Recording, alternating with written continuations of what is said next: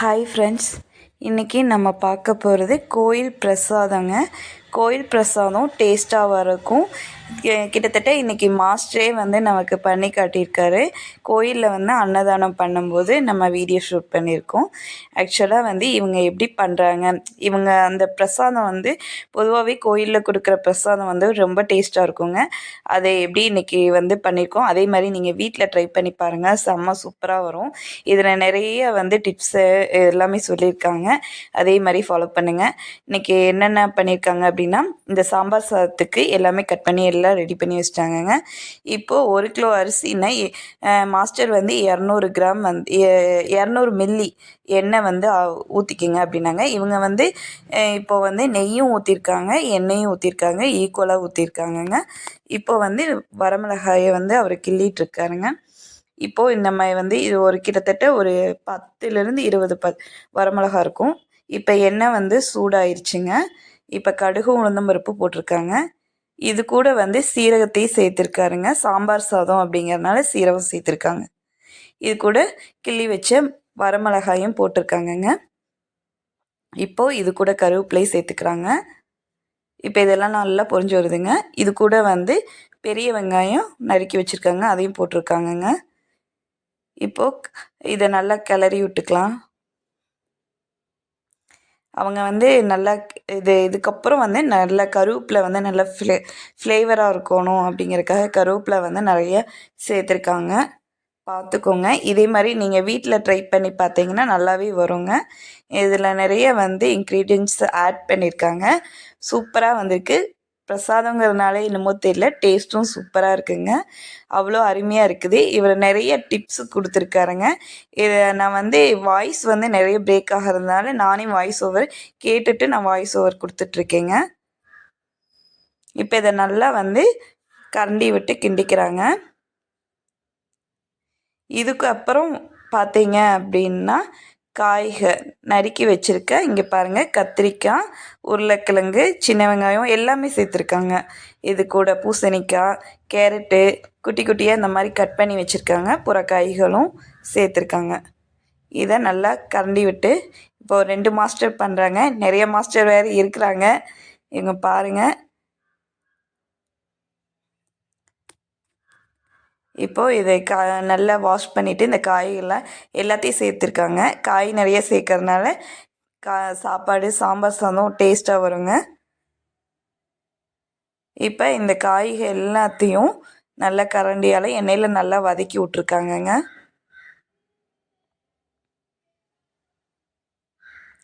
இப்போ வந்து இவங்க இஞ்சி பூண்டு பேஸ்ட்டை வந்து ஆட் பண்ணிக்கிறாங்க. இப்போ இந்த எத்தனை கிலோ ரைஸ் அப்படின்னு பார்த்தீங்கன்னா, இது கிட்டத்தட்ட 10 கிலோ அரிசிக்கு வந்து இவங்க பண்ணிகிட்ருக்காங்க. இது சாம்பார் சாதங்கிறதுனால கிட்டத்தட்ட ஒரு 100 பேர் சாப்பிட்லாம். அந்தளவுக்கு வந்து சாதம் ரெடி பண்ணிகிட்ருக்காங்க. இது கூடவே தக்காளி ஊறுகாய் இது பண்ணியிருக்காங்க. ஆக்சுவலாக நான் அதை ஷூட் பண்ணல. அதை டிப்ஸை கேட்டுட்டு வந்து நான் உங்களுக்கு நெக்ஸ்ட் வீடியோவில் நான் அப்லோட் பண்ணுறேன். இப்போ தக்காளி சேர்த்துருக்காங்கங்க. தக்காளி நிறைய சேர்க்கறதுனால சாதம் வந்து டேஸ்ட்டாக இருக்குங்க. இத்தனை கிலோ அப்படிங்கிறதுலாம் இல்லை, இவங்க வந்து ஒரு மதிப்பாக போட்டிருக்காங்க.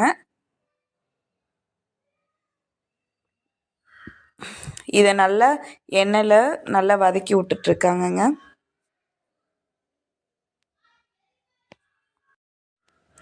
தக்காளி இன்னொரு வாளியை சேர்த்துருக்காங்க. இப்போ இது எல்லாத்தையும் அவங்க வந்து மிக்ஸ் பண்ணிக்கிறாங்க.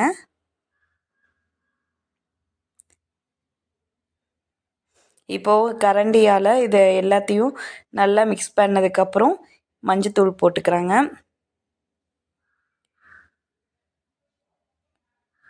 இப்போ இதை நல்லா கிளறி விட்டுக்கிறாங்க. இது வந்து இப்போது இவங்க சமைக்கிறது வந்து பஜனை, ஐயப்ப சாமி பஜனைக்காக செய்கிறாங்க. சின்ன வெங்காயம் இடையில சேர்த்துருக்காங்க, பார்த்துக்கோங்க. இது கூட உப்பு சேர்த்துருக்காங்க. இது கூட மறுபடியும் சின்ன வெங்காயம் கொஞ்சம் ஜாஸ்தியாகவே சேர்த்துருக்காங்கங்க. இப்போ இந்த வெங்காயத்தை எல்லாம் போட்டு இதுக்கப்புறம் இவங்க எல்லாத்தையும் வதக்குறாங்க.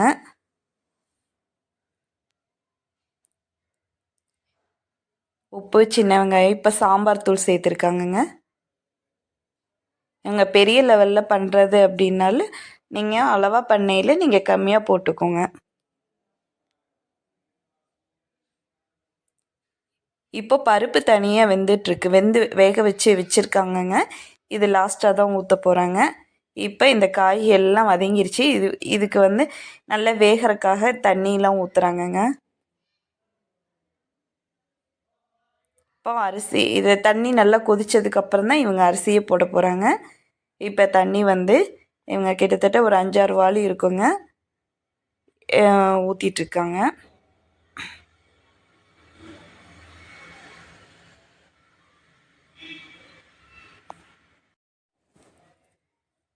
இப்போ எல்லாம் தண்ணியெலாம் ஊற்றிட்டாங்க. இதை மூடி வச்சிட்றாங்க. இது நல்லா கொதித்து வரட்டும். இப்போ இது புளி ஊற்றுறதுக்காக புளி வந்து ஃபஸ்ட்டு ஊற வைக்கிறாங்கங்க. நீங்கள் வீட்டில் பண்ணையில் நீங்கள் அளவாக ஊற வச்சுக்கோங்க. இவங்க அதிகமாக பண்ணுறதுனால அதுக்கு தகுந்த மாதிரி ஊற வச்சிட்ருக்காங்க. இப்போ இன்னும் இது அரிசியும் ஆல்ரெடி ஊற வச்சு தண்ணி வடித்து வச்சுருக்குறாங்க. இப்போ நல்லா கொதித்து வந்துட்டுருக்குதுங்க. இப்போ இவங்க வந்து அரிசி தான் சேர்க்க போகிறாங்க.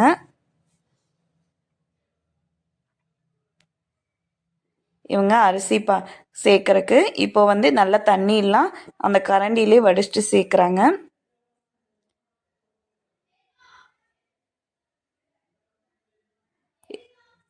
இப்போது இது எல்லாத்தையும் நல்லா கலக்கி விட்டுக்கிறாங்க. இவங்க பண்ணுறது வந்து பார்த்தீங்க அப்படின்னா ஒரு 10 கிலோ அரிசிங்க. அதுக்கு உண்டான குவான்டிட்டியில் தான் இவங்க எல்லாமே பண்ணிகிட்ருக்காங்க. அரிசி எல்லாத்தையும் சேர்த்துக்கிறாங்க. தண்ணி நல்லா வடிச்சிட்டு சேர்த்துறாங்க. இப்போ இதெல்லாம் சேர்த்து முடித்ததுக்கப்புறம் மறுபடியும் வேக வைக்க போகிறாங்க.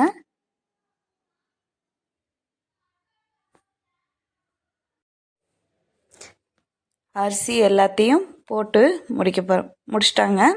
அவ்வளோதாங்க. இது கொஞ்சம் தான் இருக்குது.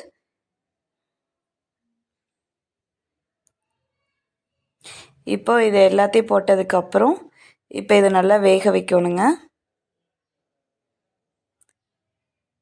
அவ்வளோதான், வடிச்சிட்டாங்க.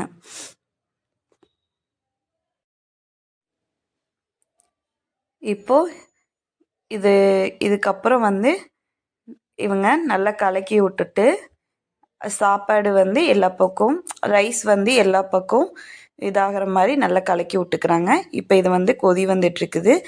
ஆக்சுவலாக இதை அப்படியே விடக்கூடாது. இதை வந்து இவங்க மூடி வச்சாலும் சாப்பாடு அடி பிடிச்சிரும். அதுக்காக இவங்க என்ன பண்ணுறாங்க, கரண்டியால் வேகிற வரைக்கும் இந்த மாதிரி கலக்கி அப்பப்போ கிண்டிக்கிட்டே இருக்கிறாங்க. ஸ்டெப் பை ஸ்டெப்பாக வந்து கிண்டிக்கிட்டே இருக்காங்க. சாதம் வந்து ஒரே இடத்துலேருந்து அடி பிடிச்சிரும். அதனால் இப்போ இவர் வந்து புளித்தண்ணி இப்போ ஊற்றுறாரு. இப்போ சாதம் வந்து அரைவாசிக்கு வெந்திருக்குதுங்க.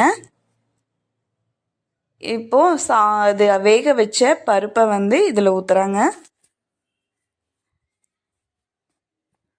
இதை நல்லா மிக்ஸ் பண்ணிக்கிறாங்க.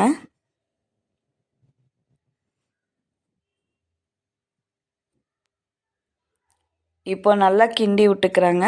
சாதம் வந்து அடி பிடிச்சிடக்கூடாது.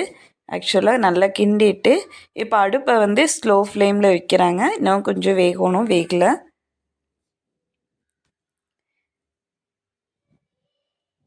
இப்போ பெருங்காயத்தூள் ஆல்ரெடி போட்டுட்டாரு. ஆக்சுவலாக லாஸ்ட்டாக பெருங்காயத்தூள் போட்டிருக்காங்க. இப்போ அடுப்பை நல்லாவே குறைச்சி வச்சிட்டாங்க. இப்போ மூடி போட்டு மேலே இது ஒரு வெயிட்டான பாத்திரம் வச்சு தண்ணி ஊற்றிருக்காங்க.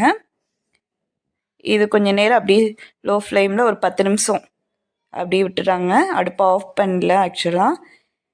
இப்போ கிட்டத்தட்ட சாதம் வந்து வெந்துருச்சுங்க. லாஸ்ட்டாக ஃபைனல் டச்சாக கொத்தமல்லி இலையை வந்து தூவுறாங்க. நல்லா இருக்கும், மணமாக இருக்கும். இதை அப்படியே தூவிட்டு அப்படியே கரண்டியில் நல்லா கிளறாங்க. இந்த தம்பி ஒரு மாஸ்டருங்க. அதனால் நிறையா மாஸ்டர் இன்றைக்கி பண்ணி காட்டியிருக்காங்க இந்த சாதம். பயங்கரமாக சாப்பாடு சூப்பராக ரெடி ஆயிடுச்சுங்க.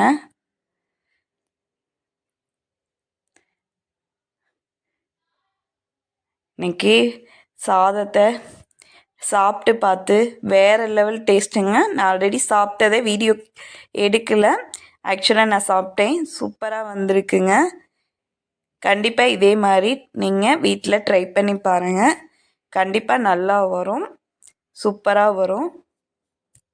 மறக்காமல் நம்ம சேனல் பிடிச்சிருந்தா சப்ஸ்கிரைப் பண்ணிக்கோங்க, லைக் பண்ணிக்கோங்க. சாப்பாடு சூப்பராக வந்துருச்சுங்க. இது கூட தக்காளி ஊறுகாய் பண்ணியிருக்காங்க. நெக்ஸ்ட்டு தக்காளி ஊறுகாய் உங்களுக்காக பண்ணி காட்டுறேன். சூப்பராக ரெடி ஆயிடுச்சு. இதை இன்னொரு பாத்திரத்துக்கு அவங்க மாற்ற போகிறாங்க. தக்காளி ஊறுகாய் பாருங்கள், சூப்பராக ரெடி ஆயிருக்கு. அவ்வளோதாங்க, சாப்பிட்லாம். எல்லாம் ரெடி ஆயிடுச்சு.